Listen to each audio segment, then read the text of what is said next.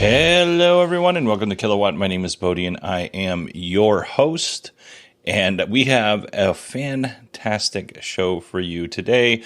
Bart Bouchatz came back on the show. He sat down with me, and he gave me his review of the BYD Atto 3. This is a vehicle we don't have here in North America, but I'm hoping at some point soon we will start getting some of these Japanese automakers in the U.S.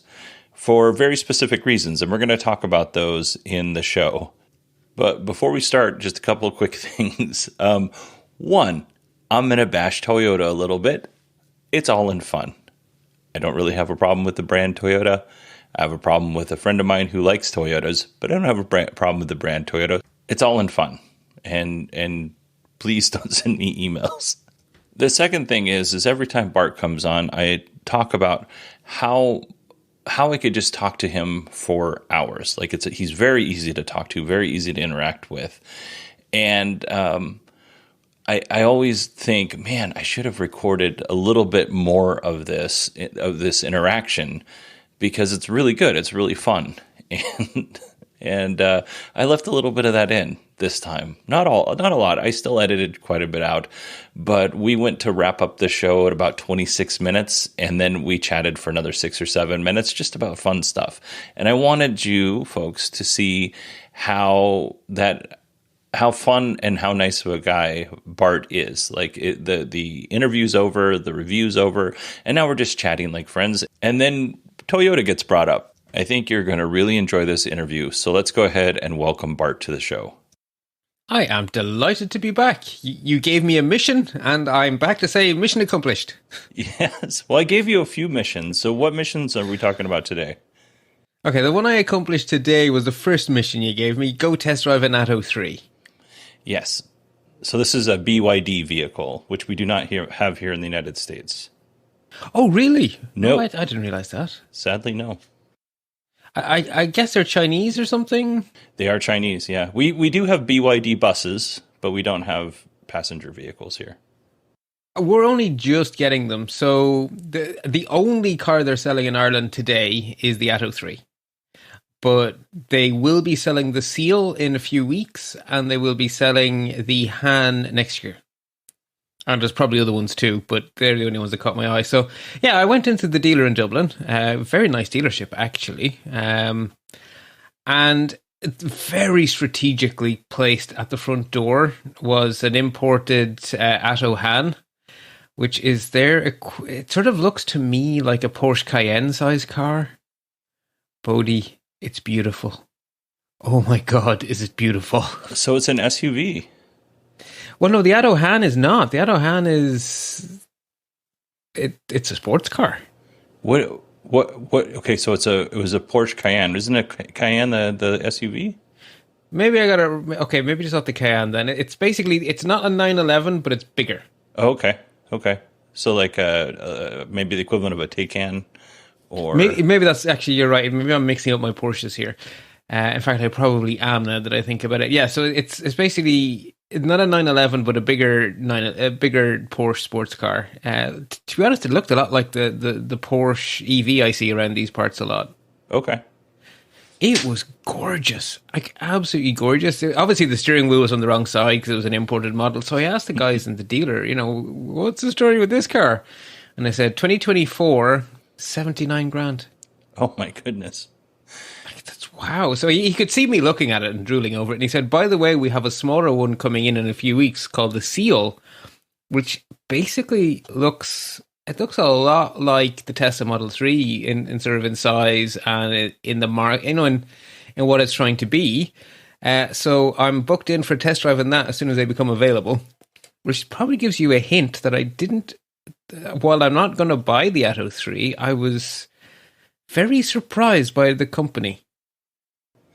Well, let's start with the things you didn't like about it, because you said in our Telegram post there were some things you liked and some things you didn't, but you wanted to save the good for last. I do, because I don't like to end on a bummer, and I do want to contextualize this first, right? So this is a small SUV, a crossover. This is the ultimate crossover shape car, so it doesn't really compete with the Model 3 so much as ID4, I guess, is probably its opposite number. In terms of its shape, its size, it's way cheaper than an ID4. And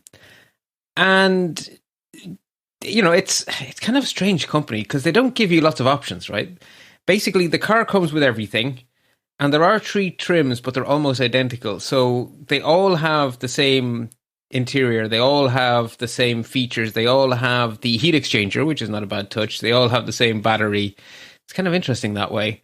And so I was interested in driving it largely because I'd done the ID4 and because you suggested it, and because it's about 20 grand less than a Model 3. Nice. So being 2/3 the price of a Model 3, my question was, is it 2/3 the car? So the first thing I will say is, obviously, you don't get all the same shiny for that level of money. So it doesn't have a lot of smarts. In Ireland, it has adaptive cruise control and it has lane assist.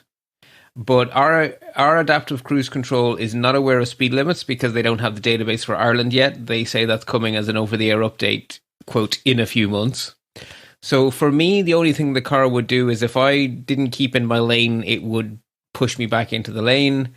And if I put it in cruise control, it would slow down and speed up as the car in front of me slowed down and sped up. And very much like the Tesla, there was a little button on the steering wheel to turn it on and off and to speed it up and slow it down in little steps of 5 kilometers. It also actually, like the Tesla, it also had a button to how tailgatey do you want to be, basically. Do you want to follow close or do you want to follow a little bit more gently behind? And it worked pretty well, actually. It was smooth, it was accurate. I didn't ever feel, oh my God, you're going to run into the back of that car. And when traffic moved, I never felt like that idiot holding everyone back, which are sort of the two tests, right? Does it not stop well enough, and is it too slow to start again? And it did fine. It did absolutely really well, in fact. In city traffic, it was absolutely fine. The other thing you will notice is, like, design-wise, they've made the car very nice, but material-wise, it's still cheaper. So it's really well designed with cheap materials, which is a very weird combination. And the place where it really struck me was in the stalks. So in the Tesla, the stalk is more like, it's almost like an input rather than a physical switch, right? When you turn on the turn signals, as you guys call them, they don't click up and stick in place and then click down and come out of place like they used to do in, my old Ford Fiesta. It's just a button. And it's sort of, you're giving a signal to the car. Well, in the Atto, you go click for the indicators, as I call them, or turn signals, you call them. It just goes clunk, and it sits up there, and they stay on until you go clunk, and you knock it down. So it's really physical and kind of old-fashioned that way, which is not what I was expecting. And as I say, in the city, I was kind of happy with it, even though it was basic. It was fine. Oh yeah, the biggest disappointment to people who like EVs is you don't have one pedal driving. That is not a thing.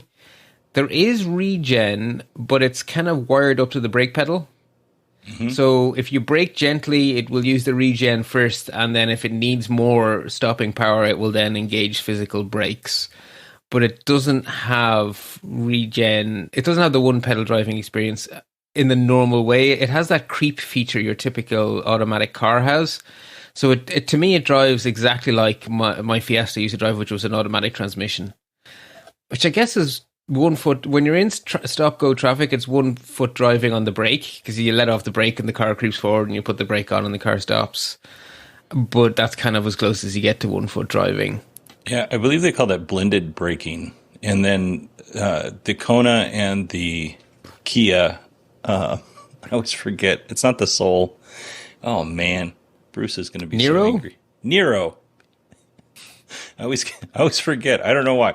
Anyway, the Kia Niro and the Hyundai Kona, they both have that feature where if you push too hard, then it applies the actual physical brake. But otherwise, you're doing that blended braking back and forth. I don't know if the newer Ioniqs have that, and the EV6. I don't know if that's the case or not. Well, I will find out because they're on my hit list for test driving. So I will definitely find that out because I have to say, if I've been driving petrol cars and I wanted to change over, and I was one of those stick in the muds. I don't want new things. I'd be really happy with the way this car drives, but as someone who's really, really likes 1 foot driving, look, I could get used to it, right? It's not a showstopper. I could get used to it, and it does what it does very well. And so while I was in the town, a city, I was actually quite happy. But their dealership is very close to a really fun country road. Like, this is the kind of road that the Top Gear guys would salivate over. It runs along a river valley through a forest, and it's gentle curves and gently undulating up and down on a smooth tarmacadam surface. And it's 2 lanes. It's just a perfect driver road. It's a heavenly road. I adore that thing. And so I thought, ooh, I'm going to go down the valley with this car and see what it's really like. I believe the phrase I used was 0% fun, 100% terrifying. It must be front wheel drive is the only way I can explain what you feel. But the car either accelerates or steers. Pick one. And I really mean that. If you put the foot down, you feel it's as if someone has grabbed your steering wheel and is holding it firmly where it wants to go. And if you'd like it to go somewhere else, you are heaving on it. And as soon as you let go of the brake, reality returns to normal. As soon as you let go of the accelerator, reality returns to normal. But if you put the foot down, that wheel feels as if it's been locked in place and you're going where that car wants to go. And I thought maybe I have some sort of, maybe it's the lane keeping because it's a narrow, windy road. Maybe I'm getting too close to the center line for its liking. Maybe it's fighting me for that reason. So I found a safe place, pulled over, used as an opportunity to play about in the settings screen, turned everything off. So the car was absolutely, definitely not interfering with me. Turned around and came back the other direction down the fun road, and it was 100% equally as terrifying. It was not lane keeping. It was just, I presume it's torque steer. Basically, those front wheels, that's where the acceleration's going, and once it's accelerating, the steering is not winning. Whereas I'm used to the Tesla, where it's a rear-wheel drive, because I don't have the dual motor. So I'm used to it being a rear-wheel drive, and I don't feel anything on the wheel when I accelerate. The wheel is as perfectly responsive and as absolutely perfect as it ever could be, whether I'm accelerating or braking. The Tesla doesn't care. This is not a fun drive. This is a family car. This is 100% a family car. And I think that's sort of where my crankiness actually sort of fades away, because other than that, okay, there's one more thing that makes me very, very mildly cranky. It's, again, with the materials thing. So, on the one hand, it has a really impressive screen on the center console, where it's in the same place as the Model 3, a little bit further away from you. It is 2 inches bigger, and it has a magic trick where you can push a button and it rotates between portrait and landscape, which it does automatically. And it is very nice. And it also has a little screen straight behind the steering wheel that is perfectly shaped to be visible through the steering wheel. So, that little thing that we don't like where you can't see your current speed and stuff without glancing to the side on the Teslas. Now, I'm fine with it. Glancing to the side is no problem to me. It's the same as glancing down. Especially now that they've moved the screen so that all the important information is right on the very edge of the Tesla screen. I don't mind it, but I know a lot of people mind it and they want the front screen. The Atto 3 has the front screen. It's a nice front screen. And it has this really big screen with the rotatey trick, which is cool. But it's not a good quality screen. Its blacks are grey. It picks up all of the reflections. It isn't quite bright enough to outshine the Irish sun. So God help you. So it's like with the indicator stock and stuff, it's a really, really futuristic design. It's very well thought out. It looks really pretty, but it's just, the components are just a little bit cheap.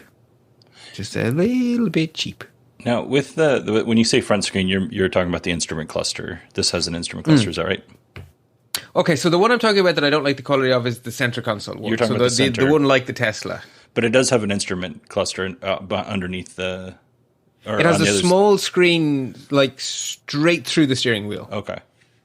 And it is small, so it's the size of the hole in the steering wheel. So it's probably like 5 inches or something. Okay. And is that useful at all or no? Yes. I mean, that has the current speed. It would have the speed limit if it knew what it was. which it will in Ireland in a few months' time. It tells you whether or not you have cruise control enabled, what you're dialed into, whether lane keeping is on. So it gives you the same information we get on the side bit of the center screen on the Tesla. Okay. And it's right there through the steering wheel, perfectly shaped to, like it's. I was going to say it's as if they designed one to match the other. Duh, that's exactly what they did. They designed one to match the other. So it's perfect in there. But as I say, I just wish the big turny center screen had more nits to make it brighter and a better finish, so the blacks were actually black. It's just not contrasty. It's really not contrasty, and that's not good on a sunny day. Sure, and also if you're older and you have a trouble seeing those differences in colors and things like that, that could be problematic for sure. Yeah, so again, it's like they've skimped a little bit, but again, I keep telling myself, but the price. Yeah. So that's me being as critical as I can be of this car. And what was the price for this one that you drove? It was 40,000. So it's 39 something Irish, I think. Let me check my spreadsheet here. Where are you gone, Mr. Atto 3? Atto 3, 46. Okay. Have you seen... Yeah, sorry, 46,900, so 47. We'll call it 47. That puts it basically dramatically less than the Model 3, which is at 65, I think it is. Like, you're talking 10 grand less than an ID4. Okay. Which is just astonishing. Have you seen the EX30 from Volvo? It's on my list. I'm not... Yeah, I'm humming and hawing about it. It's about the same price. I think it starts in Ireland right around 48 or 49. It's got 460 kilometers of range. So very similar ballpark. Yeah. A little bit better, but very similar.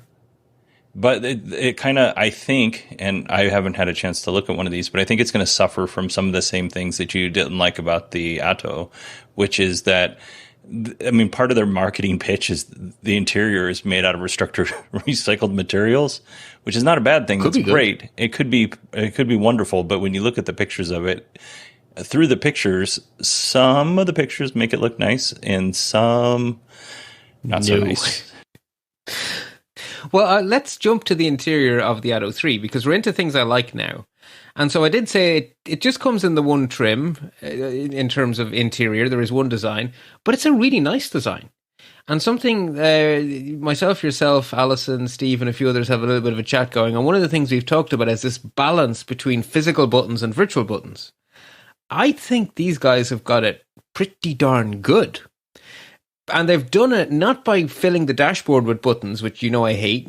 Mm-hmm. Button barf, as I call it, right? I don't like it. They have put lots of buttons on the steering wheel. And that works for me because my hands need to be there anyway. And my eyes need to be there anyway. And the other place they've put the buttons is on the center console where the gear stick would be if there was a need for such a thing. It does have a start button, which is weird, which is also sitting down there. And your selector for changing gear is like it looks like a throttle on an airplane, and you have to push the button on the side to make it actually do anything. Otherwise, pushing it up or back doesn't do anything, which caught me out for a bit. So you sort of push in the safety button and forward for forward and reverse for reverse. Kind of interesting. Well, anyway, that's where the buttons are. There, the physical ones are either the stuff you don't need as urgently is down on the center console, and the stuff to do with driving is all on the wheel or on the stalks. And so you don't find yourself reaching for that touchscreen. And you can still control pretty much everything I could think of controlling was within button reach. So I thought that was nice that they got a good balance. And the look of it's got lots of cubby holes. It looks elegant. It does not look cluttered. It's sort of like... It has that same thing the Tesla has. It's sort of like the IKEA of car interiors. It's mostly empty, quite well thought out. A complete gimmick, right? Total gimmick. But the little bag in the little sort of pocket in the door is it's not a pocket in the traditional sense. It's got guitar strings to make it sort of into a pocket, and you can pluck them, and they do actually make music. So it's nice. Which is so silly, but I love it. I've got to say, that's nice. So it's got those kind of little touches. It's got a bit of heart and soul to it. It's got a bit of fun to it. The one I was driving was a cherry red, which looked really good. Like it looked nice. Like I don't like crossovers as a rule, but it looked nice. It was a nice crossover. It didn't look like a cheap crossover. The panoramic roof, which again, it's a standard car, so they all have it. The panoramic roof is amazing. Like it's as nice a roof as the ID5. Right, that's sort of the big difference between the ID5 and the ID4 is that amazing roof. And this roof is just as nice, but it's sitting again in this way cheaper car. It has no business having such nice features, but it does. It's a genuinely nice place to be. When I sat into the car, I felt, oh, I like this. Whereas when I sat into the ID4 or the ID Buzz, when I sat into the ID Buzz, I was like, oh God, this place is awful. I hate being in here. And the ID4 was like, eh. It was a nice place to sit. Like the Atto 3 was a genuinely nice place to sit. And that surprised me and pleased me. So that was good. So the other sort of things that got me, so again, what's on the screen and the fact that it's a big screen is all really nice. I just wish the materials were a bit better.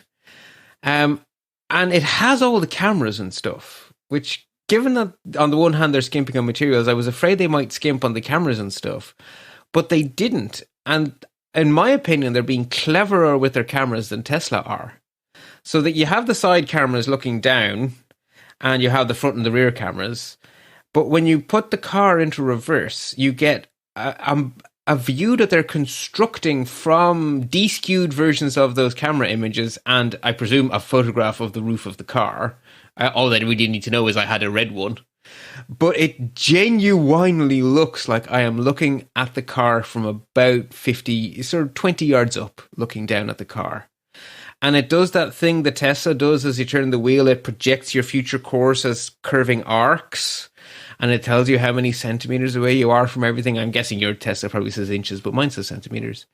And so when I came back to the dealership, I very intentionally chose a really narrow parking space, which happened to be right next to my own Tesla. And I backed it in. And even though I'd never driven the car before, I had it down to the centimeter perfect. And it was easier to do than with my own Tesla that I've had for three years nearly. Very, very impressive. Like, really impressive.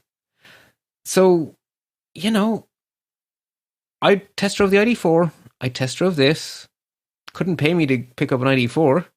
I'd quite happily live in this car. Now, I want something more like my Model 3 because I have a budget that is 1.5 times the price of this car. So why wouldn't I get a nicer car? But this thing is amazing value for money. And the company kind of impressed me to the point that I am definitely going back to try out the Seal, because the Seal is their equivalent of the Model 3. It looks as pretty. It's got a much more similar sort of design and essence. So I'm going back. Just as the dealer has my number, I will be getting a phone call the moment they're available to test drive in Dublin. So I will be going back.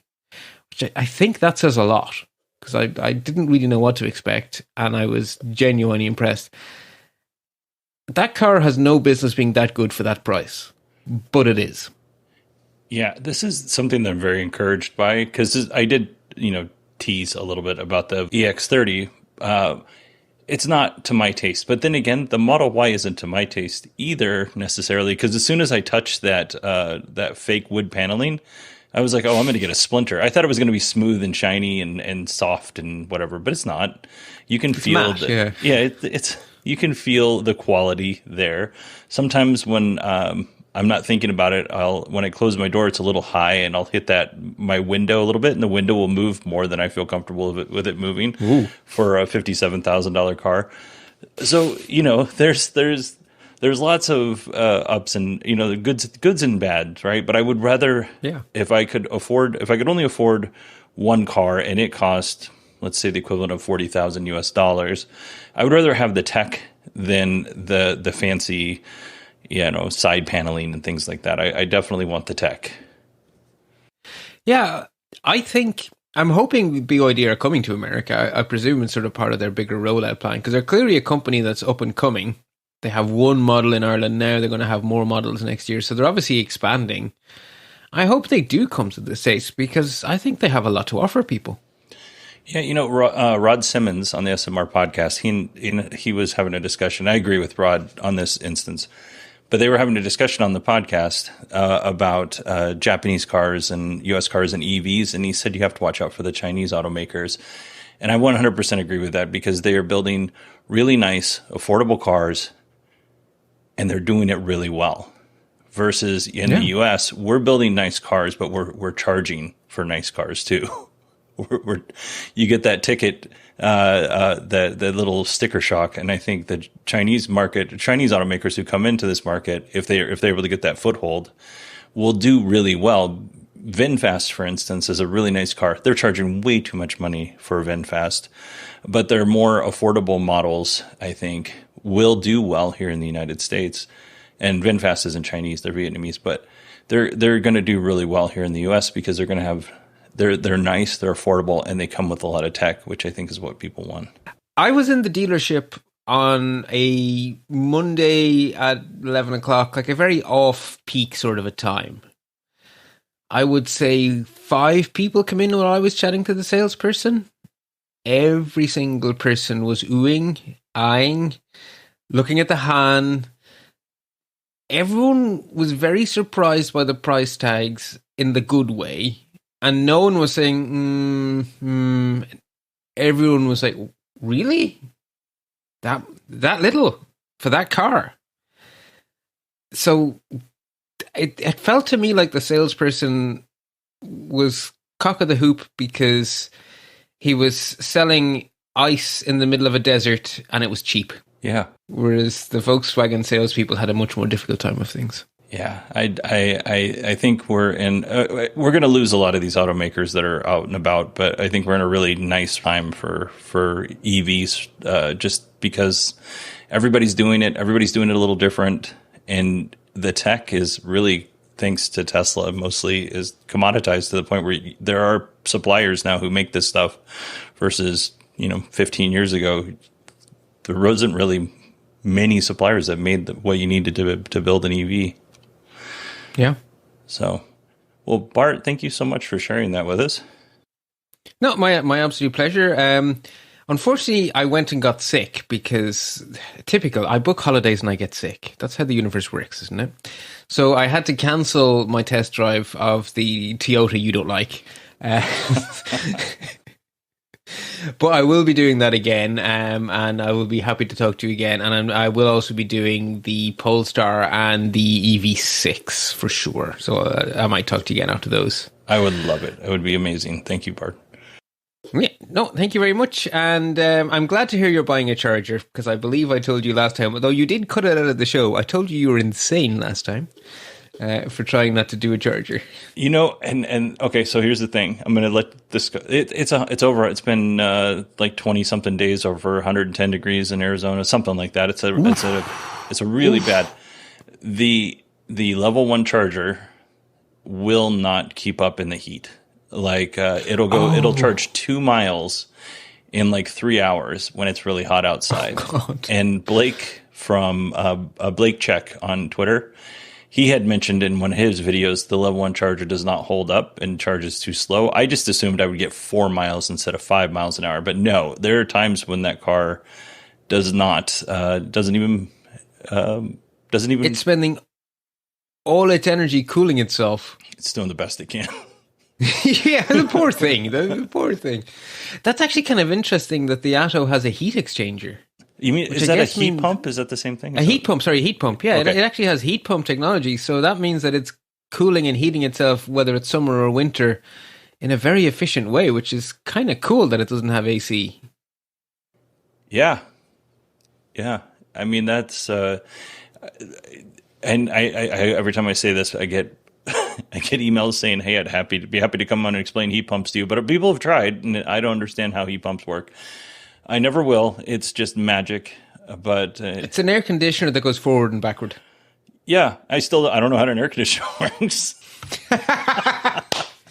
Oh dear. Actually, there's one more little thing that amazes me for the Atto. I just remembered. So if you buy the most expensive version, which is the one that I have priced up at the 40, whatever I said it was, It doesn't do power to home because that's too much, but it does power to campsite. You can actually have like camping equipment plugged in. It will give you a 220-volt plug to plug like a fridge or your tent, your lights or whatever. So you can actually take the thing out camping and power your campsite and cook your food and stuff like that from the car. That's which is fantastic. pretty cool. Yeah, that's fantastic. But yeah, no, to be honest, I think I've covered what I had. I've covered everything I had in my notes, and I don't think there was anything I forgot to put in the notes because I made sure to write my notes straight away so I wouldn't forget anything important. So I think I've covered what I wanted to say. Yeah, I hope so. All right. I'm excited to hear what you think of the Polestar and the Toyota and the Seal. Yeah, you're not excited about the Toyota, buddy, but I'll tell you anyway. I am. Listen, I like Toyota. I find people who own Toyotas to be extraordinarily pretentious for being such a basic car. And I will say this too, and because I don't want any hate mail, because I know there's lots of people who love their Toyotas out there. It feels to me like driving a couch, and all of the Toyota people I'm talking about are my friends. That's where my hatred comes from. It's not from the car or the brand or anything like that. It's from the annoyingness of the one particular person. His name is Mike. I'll leave it at that. Well, what I will say is they're mundane, they're boring, they don't break. They go, and they go, and they keep going. Because Irish cars have the year on the number plate, so our last Toyota one of our Toyotas was a 92, and that car was still on the road 3 years ago. That's cool. It may still be on the road today, but it was still on the road 3 years ago, and it was a 92. That's kind of magic. I don't know. I'm just teasing. Yeah, I know. I knew you were having fun on the show, but I was cycling along listening to you going, yeah, I'm about to test drive a Toyota. I'm going to have some fun with Bodhi about Toyotas. I know. Well, I don't know. I'll draw some fire. If you want pretentious, Land Rover. Oh, people who drive Land Rovers. People who drive Land Rovers who don't have a farm. I will put that caveat on it because there are people who drive Land Rovers because they drive trailers with cows and horses. They're allowed to drive Land Rovers, but they don't have the ones with leather seats. Yes. My friend has his uncle has a Land Rover, and he drives it because he likes the seats. So there you go. He might be afraid of getting mud on it. I don't think he is. He doesn't seem to mind. He keeps a car for about 2.5 years, and then he moves on, which is the nice, when you've prepared for your retirement, nice ability, nice things you could do financially. Well, that was the other thing that surprised me, actually, because I'm used to buying a car, having it for ages, and then getting another one. But the trade-in, if I traded in my Tesla, I could drive away on an Atto 3 for 12 grand. Oh, nice.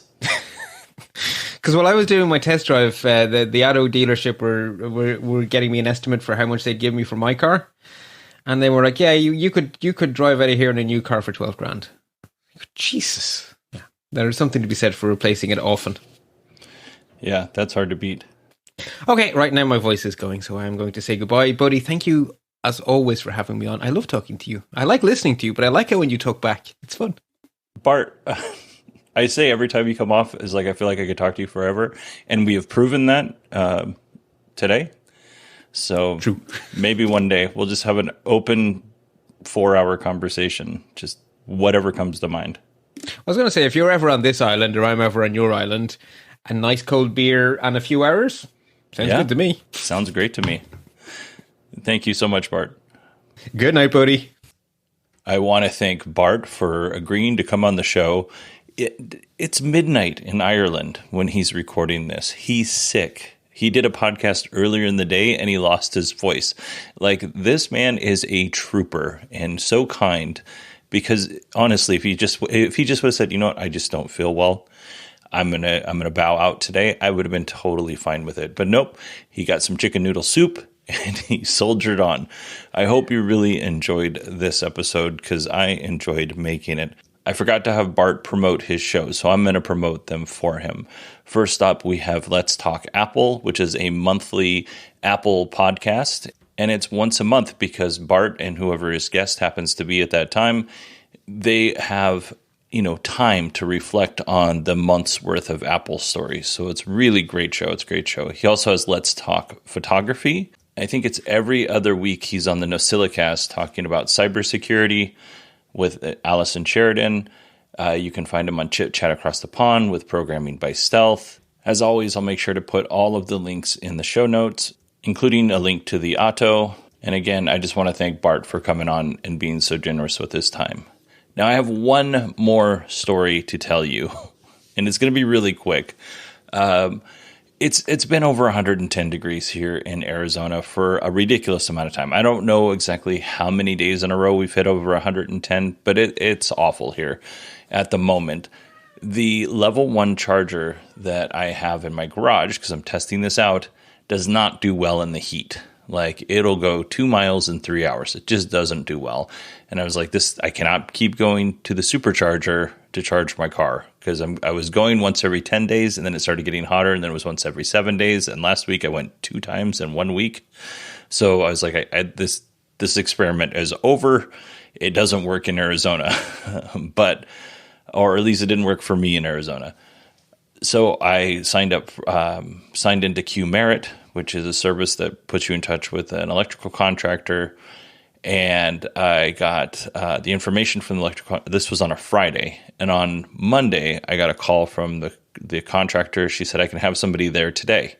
I did not expect this to take over 3 days, basically. I thought I had time to get a wall connector and all that stuff, or the Tesla charger, if you don't know. And I was like, cool, let me see if I can get a wall connector. And I searched all over the Phoenix metro area, no wall connectors. On Friday, there was at least one in Avondale and maybe one in like Goodyear, which is a little bit further away from me. But on Monday, nothing. So I drove 3 hours on Monday morning to Tucson, picked up a wall connector, an hour and a half, picked up a wall connector, drove back. Total time of travel and everything was about just under 5 hours. I got back in time to pick up my kids from the school bus, because it's 117 degrees when they get off the school bus. And then as soon as I got home, I started recording with Bart. So it was a crazy day. But it's not over yet, because the gentleman came to install the wall connector and hook it up to power and all that stuff. And that only took an hour. I honestly thought that was going to take a very long time. It only took an hour. I'm going to be completely transparent with you. The price of the install was $799. The price for permits to be pulled was $250. So now we're at, roughly $1,050 for the install. My electrical panel's on the outside of my garage, so I just had them put it on the inside of the garage. There was a different place that I wanted it, but it was $1,300 more to move it 30 feet, and I chose not to do that. And I paid with tax right about $1,500 or $500, for the wall connector.